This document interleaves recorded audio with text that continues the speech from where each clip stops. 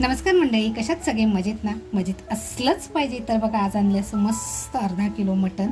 तर अगोदर आहे ना, मटण मी स्वच्छ धुवून घेतले आणि बारीक पीस करून घेतले. आपण ह्याला मॅरिनेट करणार आहोत, त्याच्यामुळे हे 5 मिनटं बाजूला ठेवूया. आता ह्याच्यासाठी साहित्य म्हणाला, लसूण घेतली आहे, त्याच्यानंतर आल्याचा तुकडा घेतला आहे, हिरव्या पण लाल झालेल्या मिरच्या घेतल्यात आणि खूप सारी अशी कोथिंबीर घेतली. अगोदर मी आहे ना हे ठेचून घेणार आहे.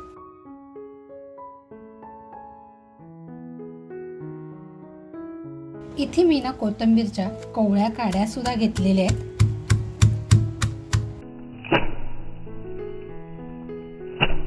आपला ठेचा बघा मस्त असा ठेचून झालेला आहे. आपण जे मटण धुवून घेतलंय ते मटण आणि ह्याच्यासाठी लागणारं साहित्य आहे आपली शलाका ऑल इन वन घरगुती मसाल्याची हळद, शलाका ऑल इन वन आपला घरगुती मसाला, चवीनुसार मीठ आणि लसूण, मिरची, कोथिंबीर आणि आल्याचा बनवलेला ठेचा. तर अगोदर मटणामध्ये आपण हळद टाकून घेऊया. त्याच्यानंतर आपला शलाका ऑल इन वन, चवीनुसार मीठ घेतलंय ते मीठ, आणि आता जो आपण ठेचा करून घेतलाय तो ठेचा टाकून मस्त हे मिक्स करून घेऊया. त्याच्यानंतर बघा थोडंसं तेल टाकायचंय. तेल बघा अगदी थोडं टाकलंय आणि आता हे छान आपण मटणाला लावून, नेहमी आपल्याकडे ना वेळ नसतो म्हणून आपण अर्धा तास किंवा 10 मिनटं अगदी मटण मॅरिनेट करत ठेवतो. तर आज मी मटण हे कमीत कमी 3 ते 4 तासासाठी मॅरिनेट करायला ठेवणार आहे. मसाल्याचा कलर बघा किती अप्रतिम आलाय.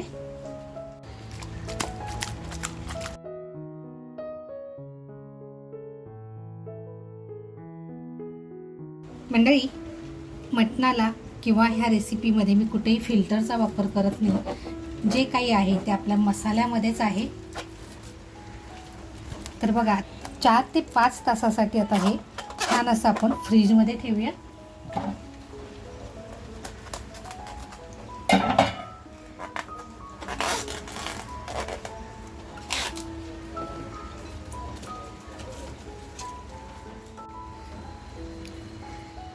तीन ते 4 तास झालेली आहेत बघा आपण जे मटण ठेवलं होतं.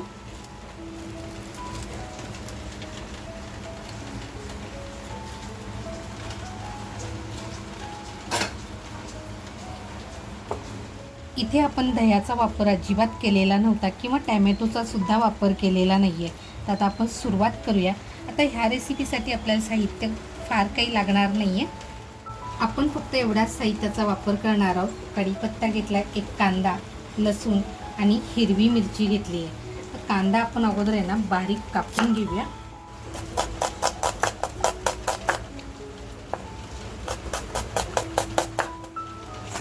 कांदा बघा आपण अगदी बारीक कापून घेतला आहे. मिरची जी घेतली आहे ती आपण क्रॉसमध्ये कापून घेणार आहोत.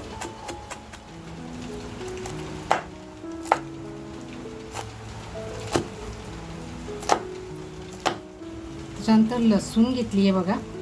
लसूण सुद्धा आपण अशीच कापून घेणार आहोत.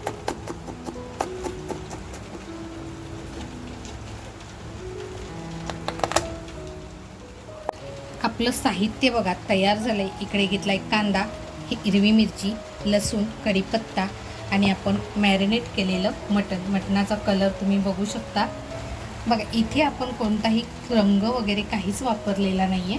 आज आहे ना मटण कुकरमध्ये बनवते. अगदी झटपट होणारी रेसिपी आहे. तेल बघा छान तापलंय. तेजपत्ता टाकूया आणि लगेचच आपण चिरून घेतलेली जी लसूण आहे ती लसूण टाकून घेऊया.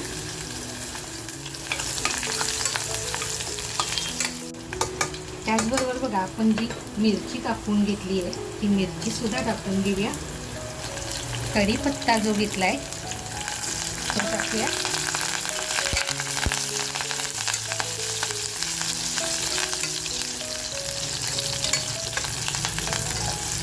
आता इथे सगळं आहे ना मी गॅसची फ्लेम फुल ठेवूनच करते. आता जो कांदा आपण घेतलाय तो कांदा सुद्धा टाकून घेऊया. म्हणजे लसूण सुद्धा करपणार नाही आणि कांदा सुद्धा असा मस्त लसणीबरोबर शिजला जाईल.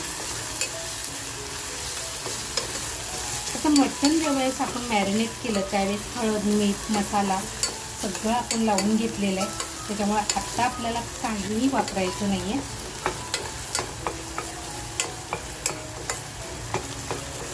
कांदा बघा आपला हलकासा लालसर होत आला.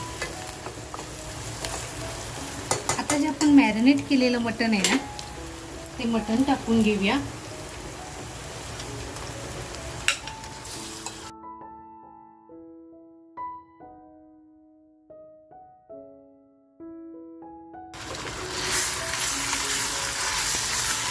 आता आहे ना आपल्याला हे फुल गॅसवरती छान असं परतवून घ्यायचंय.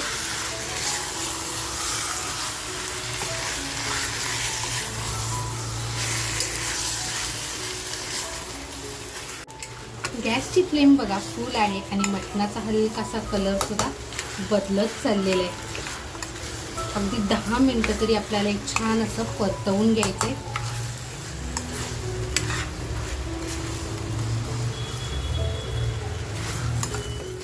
थोडीशी कोथिंबीर टाकून ती सुद्धा आपण छान अशी फ्राय करूया.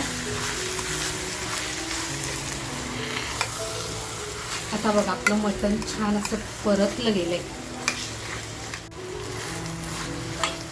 आता बघा मटणाला थोडं हलकं हलकं पाणी सुटत चाललंय. म्हणजे आपलं मटण छान असं फ्राय झालं.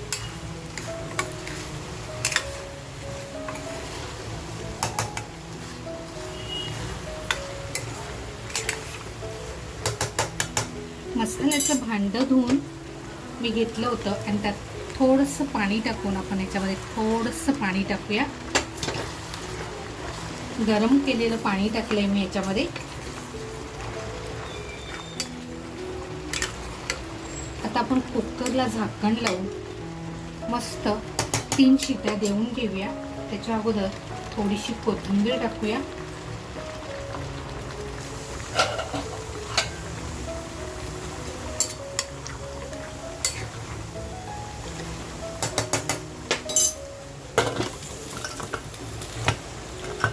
पहिली शिटी आपण फुल गॅसवरती घेणार आहोत आणि नंतरच्या 2 शिट्या गॅसची फ्लेम स्लो करून घेणार आहोत.